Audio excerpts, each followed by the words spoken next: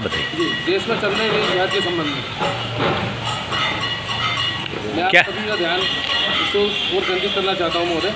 जैसा कि अक्सर मीडिया में जानकारी मिलती है कि भारतीय रेल की कार्यप्रणाली को बाधित करने के लिए तथा साबरमती जैसी घटना को पुनरावृत्ति को अंजाम देने के लिए कुछ सामाजिक तत्व का आज के समय में देखने को मिल रहा है, जिसमें भारतीय रेल जो कि देश का मुख्य धड़कन कहलाती है, उसकी कार्य व्यवस्थाओं में बाधा ही नहीं बल्कि सैकड़ों लोगों की जान झेलने के लिए एक मुस्लिम गैंग सक्रिय है।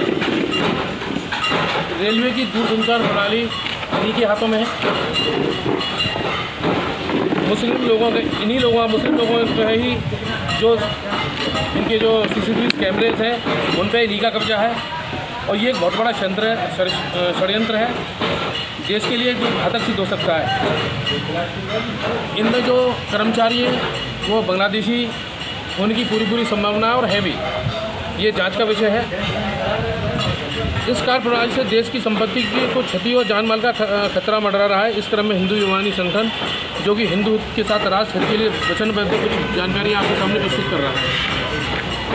भारतीय रेल के अधीन रेल टेल जो कॉरपोरेशन ऑफ इंडिया है, ये लालू जी के टाइम में इसका ये बनाया गया था। ये रेलवे के ही अधीन है और इसका कार्य रेलवे की सारी दूरसंचार प्रणालियाँ किसी को सूचित करे, ये एटा में भी कार्य कर सकते हैं।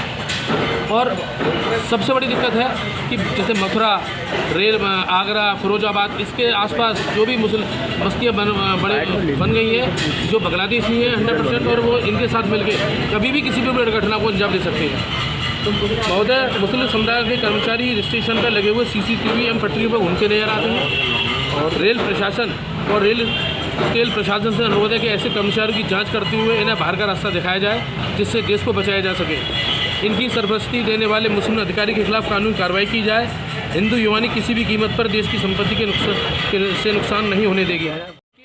ये जो कर्मचारी है, ना इनका कोई पुलिस वेरिफिकेशन होता है, ना ही इनके पास रेल टेल का या रेलवे से रिलेटेड किसी भी तरह का आई कार्ड होता है। जल्दी यदि कोई कार्रवाई नहीं होगी तो हिंदू युवानी पूरे देश में आंदोलन करेगी, जिसकी जिम्मेदारी रेल प्रशासन की होगी। धन्यवाद। मैं संजीव गौड़, प्रदेश अध्यक्ष हिंदू युवानी।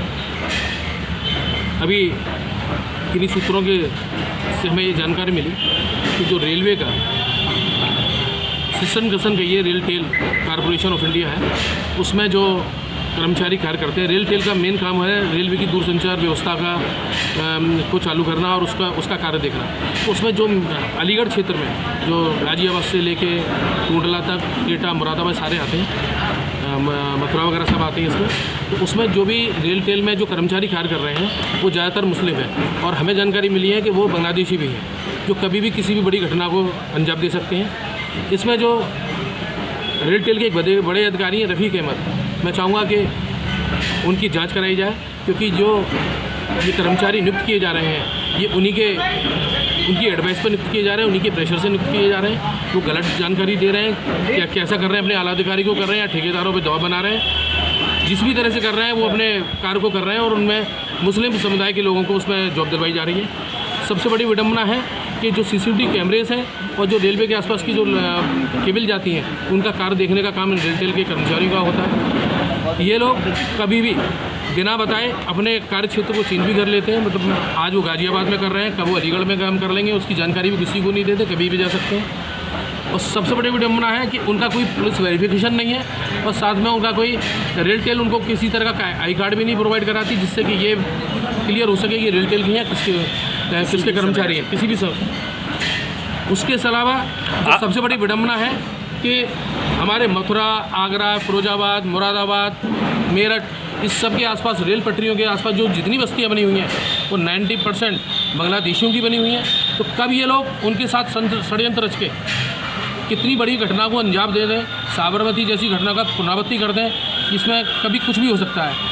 तो मेरी बस रेलवे के अधिकारियों से, अपने मुख्यमंत्री महोदय से या केंद्र सरकार से यही विनती है कि इसकी जांच कराई जाए और जो बड़ी घटना कभी भी घटित हो सकती है उसको रोका जा सके।